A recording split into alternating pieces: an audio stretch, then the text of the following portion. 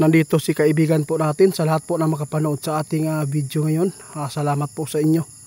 Mag-ingat po kayo dahil po mayroon po ipapaabot ang ating kaibigan tungkol po ito sa kanyang impormasyon po na nakukuha. Tungkol po ito sa mangyayari dito sa ating bansa, guys. Nakakatakot ito, guys, dahil po unang-una po ang gusto pong bantayan po daw natin. Hindi lang pala yung gulo na mangyayari. Unang-una ang babantayan po natin ngayon yung kalamidad na tinatawag na The Big One.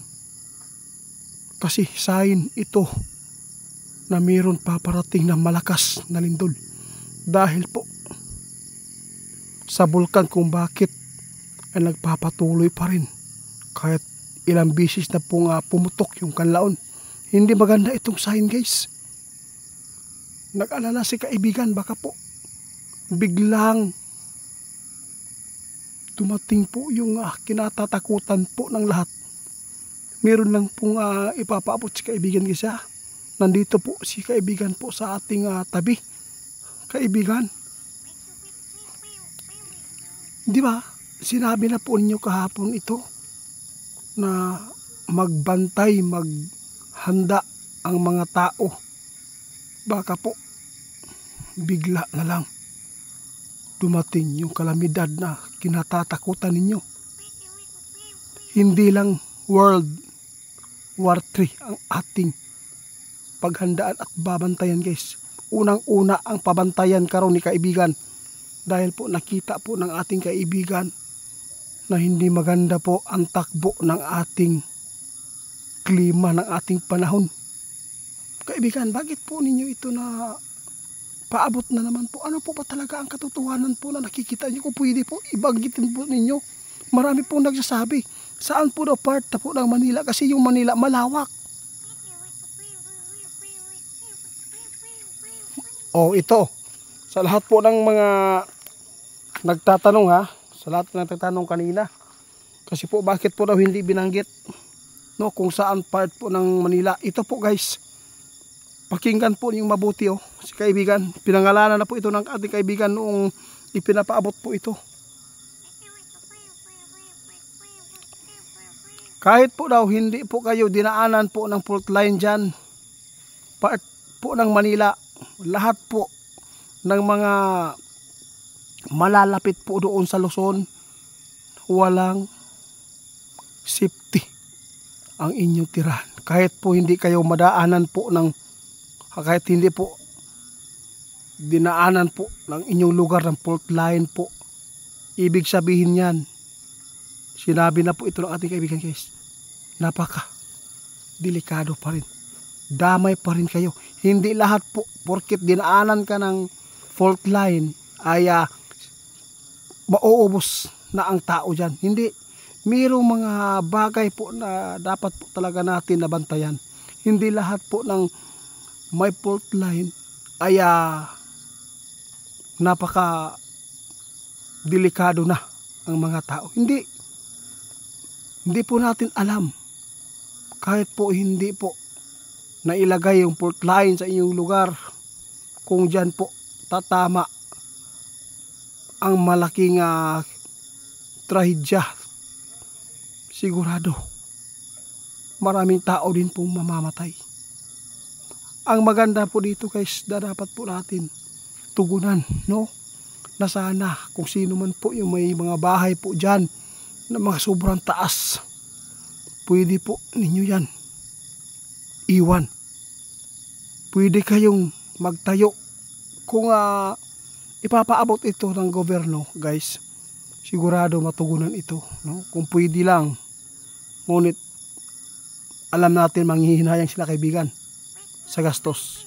Kung safety first po talaga, yung ground lang, no? Walang story na bahay. Yun po ang totoo, guys. Nakita ng ating kaibigan, unang-una ang kanyang natatakutan ngayon, guys, dahil po malapit na po daw magaganap po ang malakas po na lindol.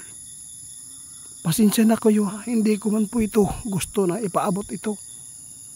Kailangan din natin na malaman ninyo na hindi lang pala kaguluhan po ang ating babantayan ngayon, kundi ang tradyeng ito. Alam po ninyo guys, alam natin na ipinapaabot na po ito sa mga malalaking network sa P-Box na nagpaabot na po sila sa mga tao. No? Meron na po silang estimated kung ilang tao mamamatay po dito sa tuwing darating ang panahon na mangyari talaga ang pinakamalakas na lindol. Kung aabot ng 7, pinakamalakas na yan guys. 8.2, pinakamalakas din po. Kaya dapat po natin pala, hindi lang kaguluhan ang ating batayin, kundi ang panahon. Dapat po makinig kayo sa P-Box, kaibigan.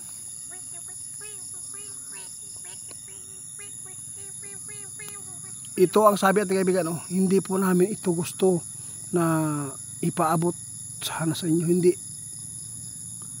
Ngunit kailangan namin na ipaabot dahil po maraming mga tao ngayon na nakatira po sa mga lapit po sa dagat. Kasi yung nagtanong kanina, sabi po saan po daw na part ng Manila. Alam po ninyo kung saan kayong probinsya dyan, Bulacan, ano man yan, delikado kayo.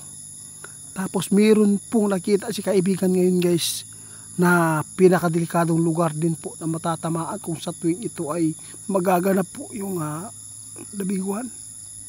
Hindi pala safety yung Mindanao, yung Cotabato, kaibigan.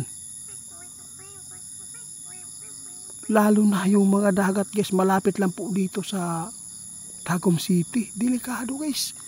Madaom, di ba? Magdum, Mabini, Pantukan, Mati, yon. Kaya dapat pala na maghanda na tayo. Kaibigan, gusto ko talagang maipaabot sa kanila yung nakita po niyo ngayon na mayroon pong paparating na kakaibang trahedya.